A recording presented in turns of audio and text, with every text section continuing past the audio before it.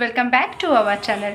আজকে দুপুরবেলা একটা অন্নপ্রাশনের নেমন্তন্ন ছিল, কিন্তু সেখানে বিক্রম আজকে যেতে পারবে না আমার সাথে, কারণ বিক্রমের আজকে স্কুল ছিল। স্কুল তো আর কামাই করা যাবে না, তাই সেখানে আমাকে একাই যেতে হবে। সেখানে গিয়ে কি মজা হলো, কি আনন্দ হলো, আর পুচকুটা কেমন সাজুগুজু করেছে তার স্পেশাল ডে, সবটা তোমাদের সাথে এই ভিডিওতে শেয়ার করব। তাই পাশে থেকো, পুরো ভিডিওটা দেখো। বাইরে বেরিয়ে দেখি আকাশে খুব মেঘ করেছে। এই বৃষ্টি আসে কি সেই বৃষ্টি আসে, এক প্রকার টেনশন মাথায় নিয়েই অন্নপ্রাশন বাড়িতে ঢুকি। বেলুন দিয়ে গেটটাকে খুব সুন্দর করে সাজিয়েছিল।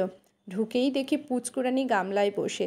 মানুষজন দেখে ও কিন্তু মোটেও ঘাবড়ায়নি, খুব স্মার্টলি গামলায় বসেছিল, এপাশ তাকায় আর ওপাশ তাকায়। তারপর ওর মা যখন সামান্য পরিমাণে জল ফটোগ্রাফির জন্য ওর মাথায় দেয়, তখনও পর্যন্ত কাঁদিনি। শীত একটু করেছে তাই অল্প জল দিয়ে ঝপ করে তুলে নিয়েছে ওকে। তারপর ফাইনালি মামা ভাত খায়। মিষ্টি মিষ্টি লাগাতে ঠোঁট চেটেপুটে খাচ্ছিল, ঠিক যেন গোপাল ঠাকুরের মতো। গোপাল ঠাকুরের মুখে যেমন ননি থাকে, এ দেখে আমার কিন্তু গোপাল ঠাকুরই মনে হয়েছে। আমাদের মেয়ে গোপাল এটা। তার মানে কি হবে নাম, গোপাল না গোপলু, কোনটা তোমরাই জানিও। তারপর গ্লাসে অল্প জল খেয়ে নিয়েছে। ফাইনালি মহারানীকে রেডি করে সিংহাসনে বসানো হয়। স্কাই কালারের একটা ফ্রক পরেছিল।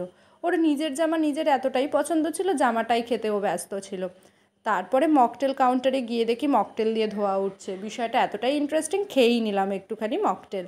তারপর সামান্য আমরা ফটো তুলেছি, দিদি ভাইয়ের সাথেও একটা ফটো নিয়েছি। পুচকুর সাথে ফটো না তুললে হয়।